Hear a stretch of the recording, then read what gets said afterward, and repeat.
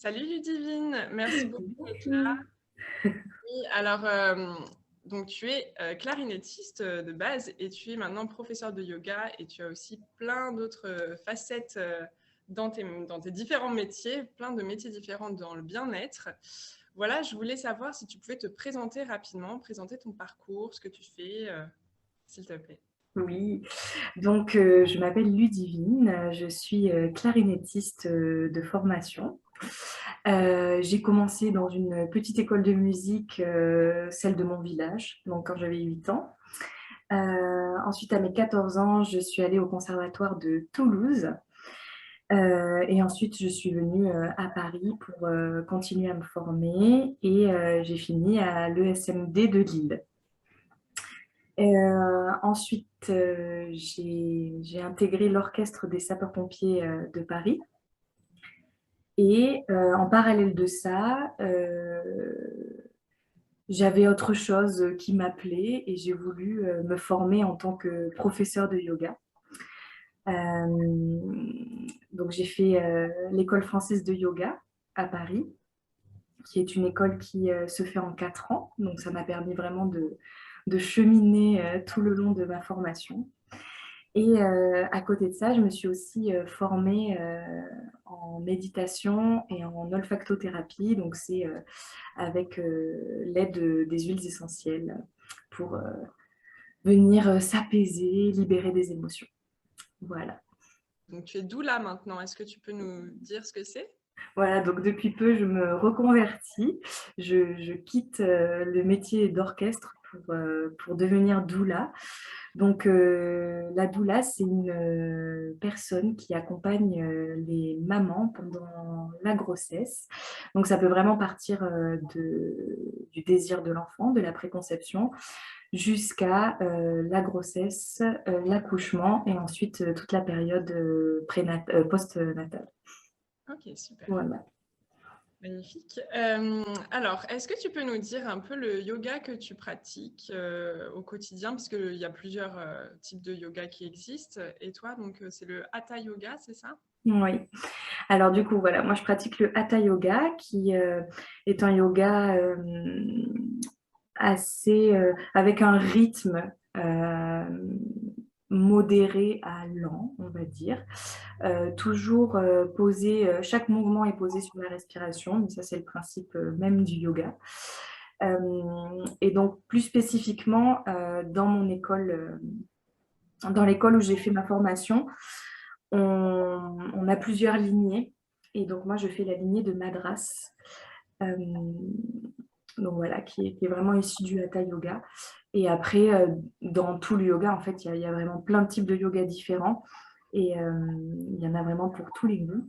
Donc il y aura des yogas assez méditatifs, très calmes. Il y aura des yogas beaucoup plus dynamiques, comme le vinyasa par exemple.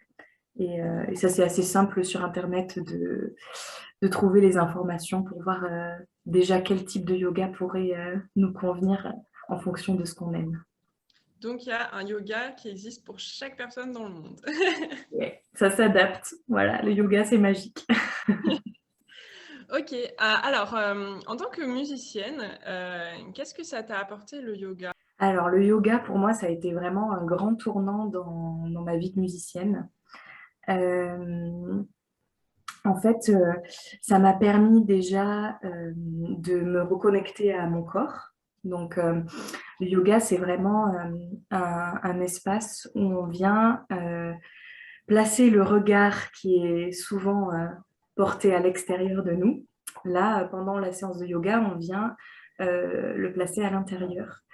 Et donc, on vient écouter chaque petite parcelle de notre corps, se mettre en présence, poser notre conscience sur le moment présent. Et donc déjà ça, quand on est musicien, c'est quelque chose qui sert tout le temps parce que voilà, quand on joue, en général, quand on est musicien, on est déjà assez à l'écoute de notre corps, mais avec une vision plus de il faut faire ça, il faut que je sois comme ci. Donc ça va être plutôt créer des tensions, alors que le yoga va avoir un regard beaucoup plus doux, plus bienveillant, plus tiens, là je peux relâcher à tel endroit, je peux relâcher ça, je peux insuffler de la détente à cet endroit. Et donc déjà, dans notre pratique, on va avoir beaucoup plus de douceur et en général, le corps apprécie qu'on soit plus dans la douceur et la détente que dans les tensions et l'effort. Donc voilà. Utiliser le corps non pas comme un instrument pour faire quelque chose, mais comme un allié, quoi, un ami. Exactement. C'est souvent ça, en fait. On va dire que l'instrument, c'est le prolongement de notre corps. Donc, le corps, c'est quand même la base pour ensuite jouer. Mais l'intention qu'on va mettre dans le mouvement est hyper importante. Et donc, moi, ça m'a vraiment aidé sur ça, à dénouer plein de tensions que j'avais et qui, du coup, interféraient dans mon jeu. Le yoga, ça m'a aussi, du coup, beaucoup aidé au niveau de la respiration. Parce que dans le yoga, chaque mouvement est porté par le souffle. On fait vraiment un avec le mouvement et le souffle. Ils viennent vraiment s'imbriquer. Et donc, au fur et à mesure des séances, plus on en fait, plus déjà on va avoir une gestion du souffle totalement différente. Et en plus de ça, notre capacité pulmonaire va pouvoir augmenter parce qu'on vient vraiment travailler toute la hauteur du poumon, en fait. Donc ça m'a vraiment aidé sur ça, sur le placement. Et c'est vrai que parfois, dans certains instruments, on ne se rend pas compte que la façon dont on respire va vraiment avoir une influence sur notre corps sur le long terme. Donc, je sais que par exemple, souvent les bassonistes, les oboïstes ont des descentes d'organes. Et en fait, le yoga va vraiment venir réapprendre à respirer d'une manière respectueuse, mais tout aussi efficace pour le jeu. Donc c'est hyper intéressant. Et dans la détente en plus, parce que Et c'est dans vrai la détente en plus, ouais. qu'il y a beaucoup d'instruments. Bon, là, on parle principalement d'instruments avant, parce qu'on est toutes les deux instrumentistes Ouais. avant. Mais... Donc, nous, on a souvent une respiration qui peut être un peu en tension. Et ça apprend aussi la respiration par la détente. Et puis, j'imagine que même pour les instruments non soufflants, en fait, ça intègre la respiration dans leur corps. Parce que c'est vrai que souvent, ce qui arrive, c'est que c'est des instrumentistes qui sont en apnée quand ils jouent. Donc, ça peut, j'imagine, aider beaucoup déjà. Bah oui, parce que par le souffle, il se joue vraiment plein de choses. Donc déjà, il va y avoir la détente du corps. Donc même un instrumentiste qui vient appuyer sur un clavier, il y a quand même la détente du corps qui est hyper importante derrière. Et en plus, parce que le souffle nous reconnecte au moment présent. Et plus on est dans le moment présent quand on joue, mieux on joue en fait.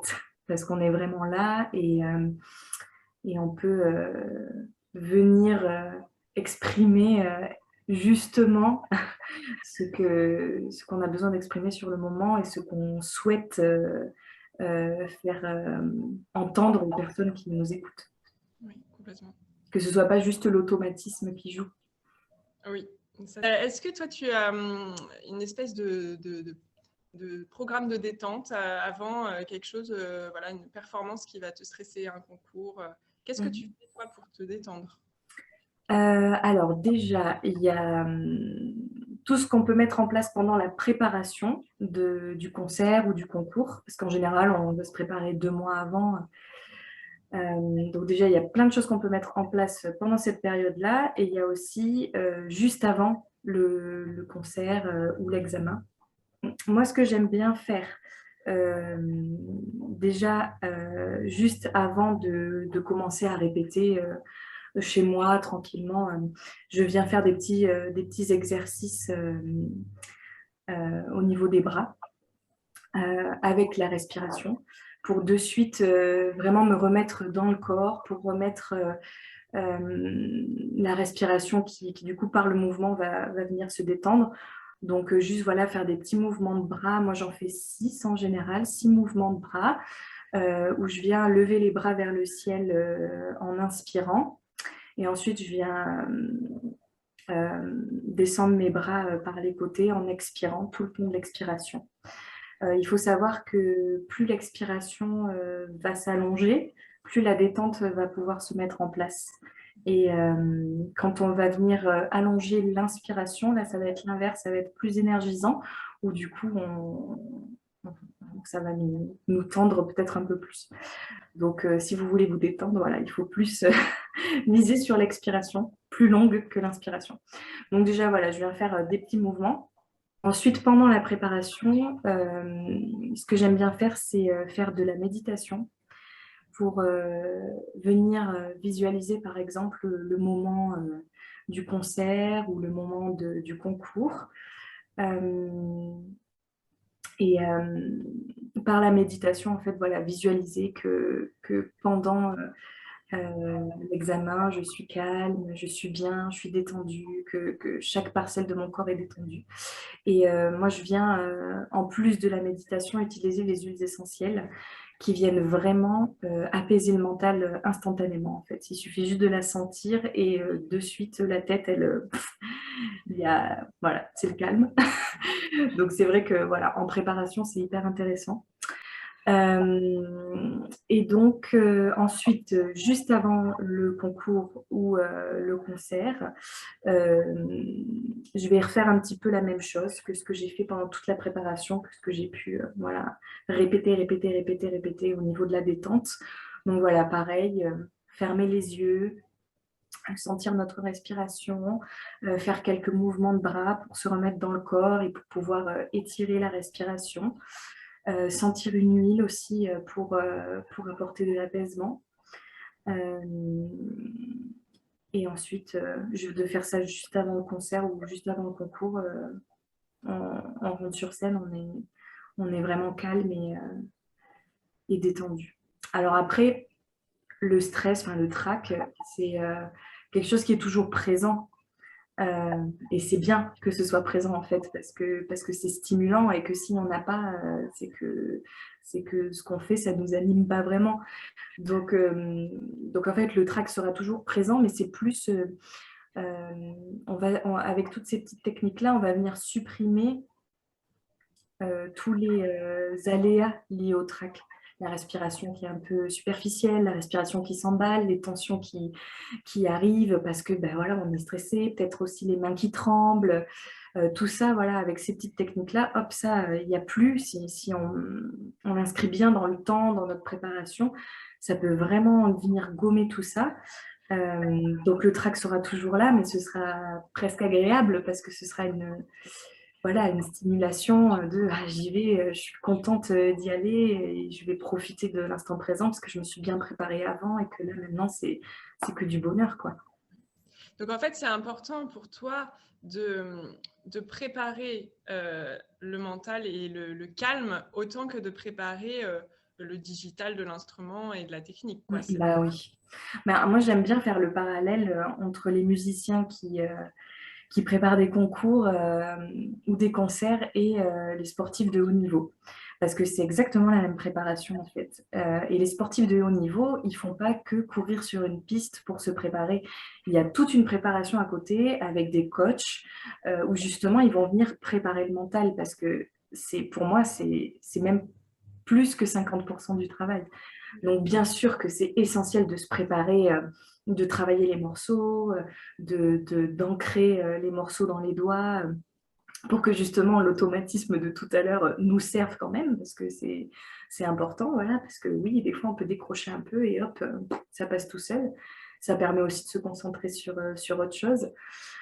Donc c'est hyper important, mais tout ce qui est préparation justement de gestion du stress, de détente corporelle, de respiration, pour moi c'est essentiel aussi. Mais on prend tellement plus de plaisir dans des circonstances comme ça, quand justement on a apaisé tout le stress et qu'on y va en confiance, que c'est dommage de se priver. C'est vrai. Alors, je voudrais parler aussi avec toi un petit peu de méditation parce que donc, on parle souvent de yoga, mais la méditation fait partie du yoga. Est-ce que tu peux nous expliquer un petit peu ce que c'est? Oui, en fait le yoga, euh, dans l'histoire, ça a été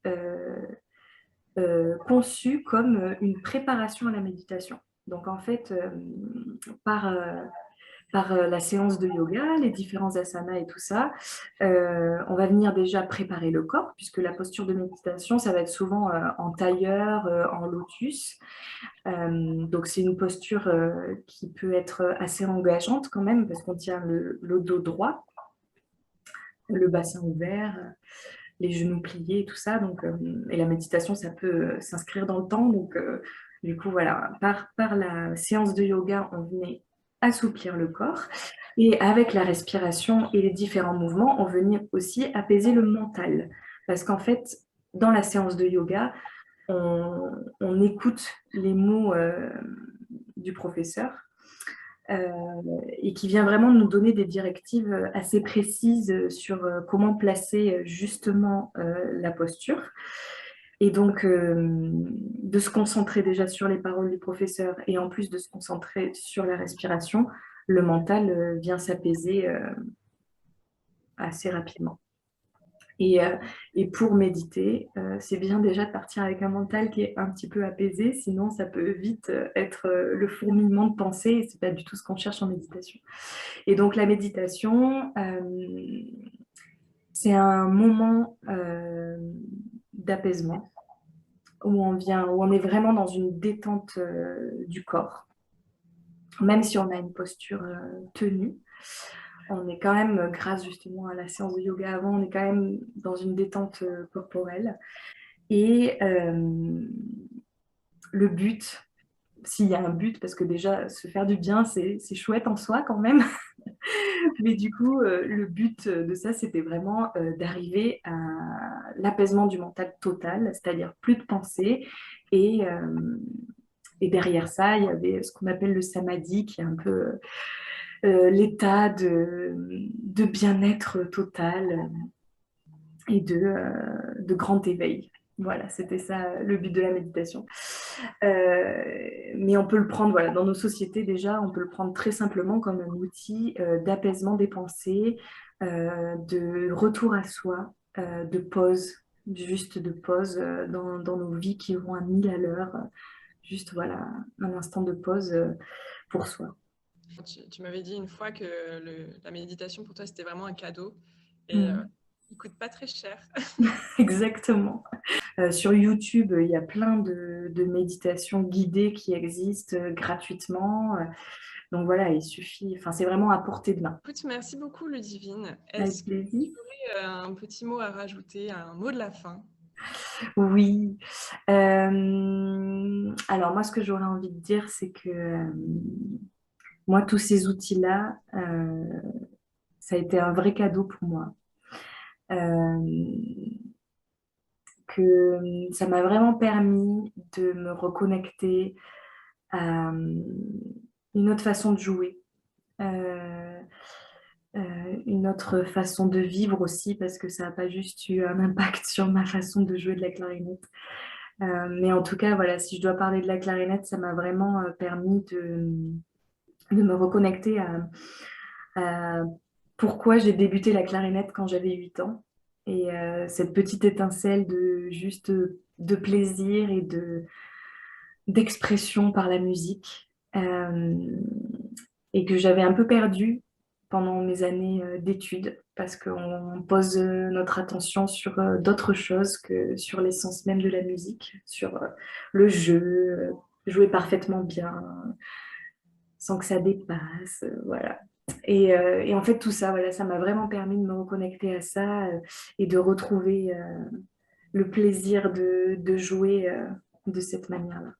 Donc, c'est un vrai cadeau pour moi. Et je dis vraiment merci à la vie. Merci beaucoup Ludivine. Passe une très bonne journée. Merci.